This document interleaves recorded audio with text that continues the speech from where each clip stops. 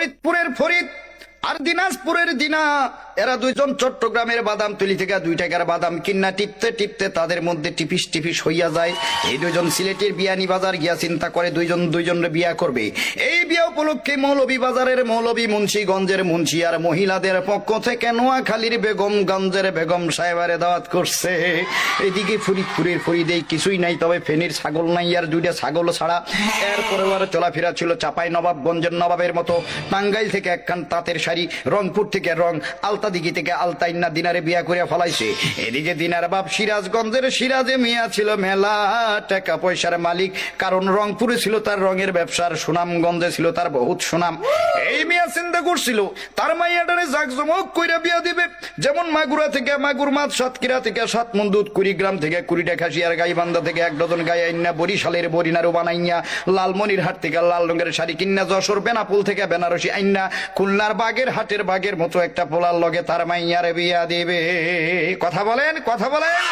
কিন্তু এই ফরিদ চুয়াডাঙ্গার চুয়া কথা কইয়া পটুয়াখালীর ভাষায় পটাইয়া পটাইয়া দিনারে বিয়া কইরা ফলাইছে। মনের দুঃখে সিরাজ মিয়া রওনা দিছে অজানা উদ্দেশ্যে। পাবনায় গিয়া পড়ছে ভাব নাই, নোয়াখালী আইসা চিন্তা করে খালি খালি কাইন্দা লাভ নাই, যাই ভোলাই গিয়া মনের দুঃখটা ভোলা যায় কিনা। ভোলা যাওয়ার পথে মাঝখানে বরিশালের ঝালু কাটিতে আইসা বেটার মনের ঝালটা আরো বেশি বাইরে গেছে। বলেন বাপরে বাপ, এ কথা বলে না, যারা বলেন ঠিক না বেঠে। এই খবর তো আর ঢাকা শহরে ঢাকা রইল না, খবরের কাগজ পত্র পত্রিকায় ছাপা হয়ে গেল। তার আগে এই ঘটনা চলে গেল জামালপুরের জামালের কাছে। জামালপুরের জামাল ময়মনসিংহ এর মমিনের মাধ্যমে ঘটনা জানাই দিয়েছে মানিকগঞ্জের মানিকের কাছে। মানিকগঞ্জের মানিক এত খারাপ লোক, মনে হয় জন্মের সময় তার মুখে মধুপুরের মধু পড়ে নাই।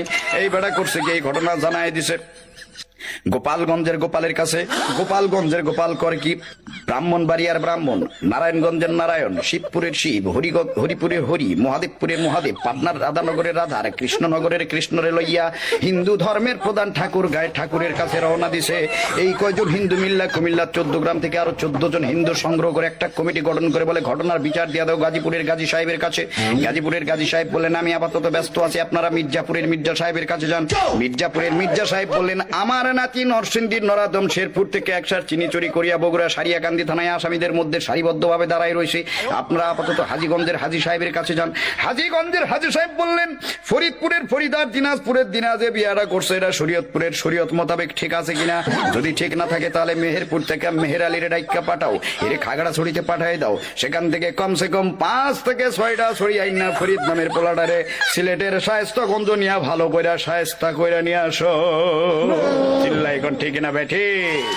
এমন সময় এই ফরিদ তার বাল্য বন্ধু কিশোরগঞ্জের কিশোরের কথা মতো বরগুনায় একটা গুণাতার ফ্যাক্টরিতে চাকরিতে ঢুকছে। বর্তমানে ফরিদ মেলা টাকা পয়সার মালিক, তার চাল চলন দেখলে মনে হয় রাজশাহীর রাজা যাইতে আছে। নীলফামারী থেকে নীল রোগের একখান ছুটি পাঞ্জাবি কিনা সৈয়দপুরের সৈয়দ আলীর মোড়ে আইছে চা খাইতে। সেইখানে গিয়ে দেখা হয় জয়পুরহাটের জয় নামের বন্ধুর সাথে। জয় বলে বন্ধু চলো আমার বান্ধবী রানীনগরের রানীর বাড়িতে যাই। রানীনগরে যাওয়ার জন্য ট্রেনে উঠছে টিকিট ছাড়া, যার কারণে জয়পুরহাটের আক্কেলপুরে এসে আক্কেল সালামি দিয়ে ঘাট ধাক্কা খাইয়ে নাইমে গেল শান্তাহারে শান্তার বাড়িতে। শান্তা বলে দৌড় মারো নওগাঁর নেয়ামতপুর থেকে কিছু আল্লাহর নেয়ামত দেখে আসো। নেয়ামতপুরের দরবেশ বাবা বললেন এই মুহূর্তে দৌড় দাও জয়পুরহাটের কালাই থানা থেকে কমসে কম 5 থেকে 6 কেজি কালাই কিনা খেতলাল থানার লাল খেত পাড়ি দিয়ে দাও, ফকির মিসকিনদের মাঝে বিতরণ করে দাও। আর এই কালাই কেনার জন্য দরকার হইল একখান ধামা, আর এই ধামা কেনার জন্য ফরিদ আসে আমার নওগাঁ ধামইর হাটে। জিজ্ঞেস করলাম দোস্ত কি খবর। এবার ফরিদ উত্তর দেয় ওরে চিন্তা কিসের মিয়া, বিয়া শাদী সবই হয় খোদার হাতে দিয়া। আর এই ঘটনা শুনলাম আমি তানবীর সরকার পাবনার ঈশ্বর দিয়া। জোরে কোন মারহাবা, আরো জোরে বলেন মারহাবা। কথা বলেন ঠিক না বেঠি। বউয়ের জ্বালাই ইচ্ছা করে গাড়ির নিচে মারি ঝাপ, গাড়ির নিচে মারি ঝাপ, কেন যে বিয়া করলাম বাপ রে বাপ, হাই গো কেন যে বিয়া করলাম বাপ রে বাপ। চিল্লায় বলেন ঠিক না বেঠি।